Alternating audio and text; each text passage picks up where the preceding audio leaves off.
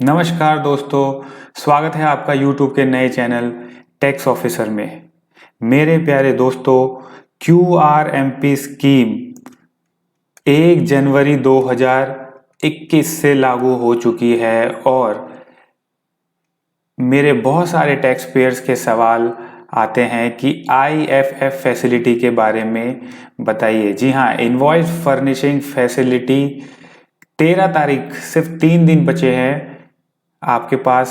अगर आप क्वार्टरली में ऑप्ट हुए हैं और आपको अपलोड करने हैं इनवॉइसेस, तो सिर्फ 3 दिनों का टाइम बचा है, क्योंकि 1 से लेकर 13 तारीख तक आप ये इनवॉइसेस के डिटेल सबमिट कर सकते हैं। तो आइए जान लेते हैं IFF से जुड़ी पूरी जानकारी, सिर्फ एक कंप्लीट वीडियो। अगर आपको ये वीडियो अच्छा लगे तो सब्सक्राइब और लाइक जरूर कीजिएगा दोस्तों।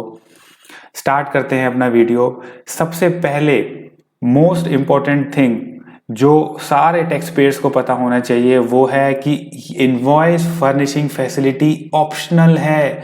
बहुत सारे टैक्स पेयर्स इसमें कंफ्यूजन में हैं कि हम IIF में अपने इनवॉइसेस डालें या ना डालें। मेरे पास B2C इनवॉइसेस है, वो हम डालें या ना डालें। अगर मेरे पास B2B इनवॉइसेस कम है, वो मैं डालूं या ना डालूं। तो मैं आपको बता रहा हूं, अगर आप IFF स्कीम में इनवॉइसेस अपलोड ना करें तो कोई भी प्रॉब्लम नहीं है। डिपार्टमेंट आपको किसी भी तरह की परेशानी नहीं करेगा।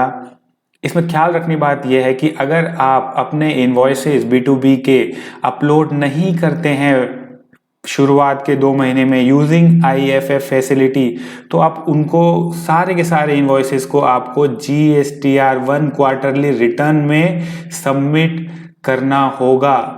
तो ये कंपल्शन कि IFF में डालना ही है, ये दरअसल गलत है। अगर आपको नहीं डालना तो आप पहले और दूसरे महीने में इनवॉइसेस को अपलोड नहीं भी कर सकते हैं, ये आपके पास ऑप्शनल है।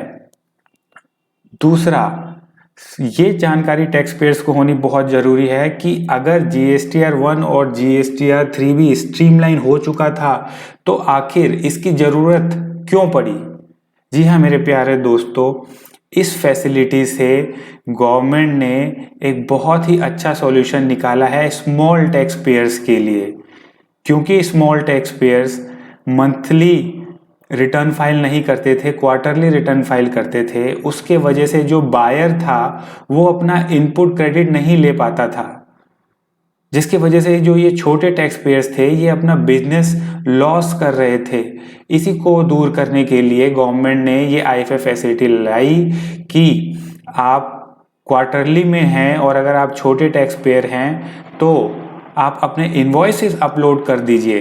अगर आप इनवॉइसेस अपलोड कर देंगे तो सामने वाला जो बायर है वो आपको क्रेडिट ले लेगा, आपको पेमेंट करने की ज़रूरत नहीं है। तो ये बहुत ही मैं कहूँगा प्रोग्रेसिव स्टेप है गवर्नमेंट द्वारा। उसके बाद तीसरा क्वेश्चन जो टैक्स पेयर्स के मन में आता है कि हमें कौन कौन सी डिटेल, बहुत ही इंपॉर्टेंट, कौन कौन सी डिटेल्स जो है IIF में हमें डालनी है। तो सिर्फ 4 डिटेल्स डालनी है मेरे प्यारे दोस्तों। IFF में सिर्फ 4 डिटेल्स, और वो है B2B इनवॉइस और B2B के अमेंडमेंट।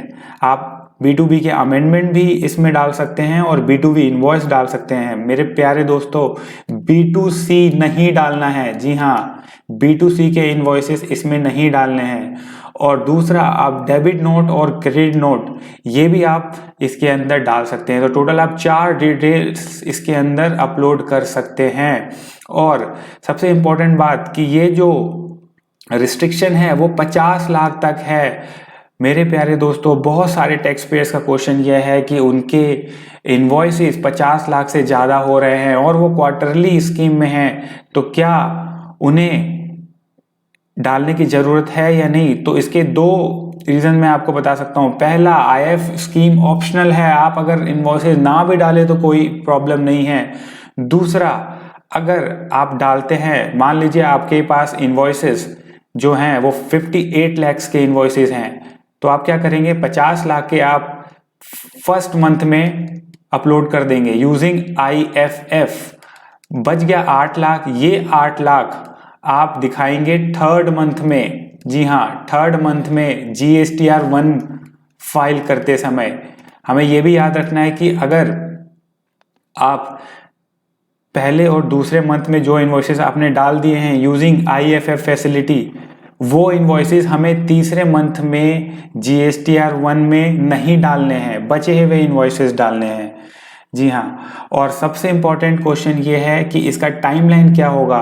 तो अगर आप जनवरी में IFF फैसिलिटी यूज कर रहे हैं ये फर्स्ट क्वार्टर में, तो आपको सेकेंड क्वार्टर इसका जो सब्सिक्वेंट मंथ होगा Feb 13 तक ये सारे डाल लेने हैं। जनवरी मंथ के जितने भी इन्वॉइसेस होंगे वो आप 13 फरवरी तक डाल चुके होंगे, और ये कॉन्टिन्यूस है, मतलब आप पहली तारीख से लेकर 13 तारीख को आप कभी भी डाल सकते हैं। आप कुछ इन्वॉइसेस 1 को डालिए, कुछ इन्वॉइसेस 2 को डालिए, ऐसे करके 13 तक डाल सकते हैं। सामने वाला जो बायर है वो आपका क्रेडिट इन इन्वॉइसेस से ले सकता है। तो मेरे प्यारे दोस्तों, ये थे कुछ बेसिक पॉइंट्स। अगर हम बात करें एडवांटेजेस की, तो जैसा कि मैंने आपको पहले भी बताया कि जो स्मॉल टैक्स पेयर्स थे उनके लिए बहुत एडवांटेजेस है, क्योंकि जो इनके बायर्स होंगे वो अब ITC क्लेम कर पाएंगे और इनका बिजनेस जो है वो स्मूथ फंक्शन कर पाएगा due to faster ITC claims. और अगर आप पहले और दूसरे मंथ में अगर आप इनवॉइसेस अपलोड करते हैं तो obviously at the end of the quarter आपके पास जो वॉल्यूमिनस वर्क है वो भी कम बचेगा। तो मेरे प्यारे दोस्तों, ये था IFF के ऊपर एक छोटा सा वीडियो, एक जानकारी जो मुझे अपने टैक्स पेयर्स तक लेके जानी थी। आशा करता हूँ आपको ये वीडियो ज़रूर पसंद आएगा। इस चैनल को ज़रूर लाइक और सब्सक्राइब करके सपोर्ट कीजिए। बहुत बहुत धन्यवाद। जय हिंद।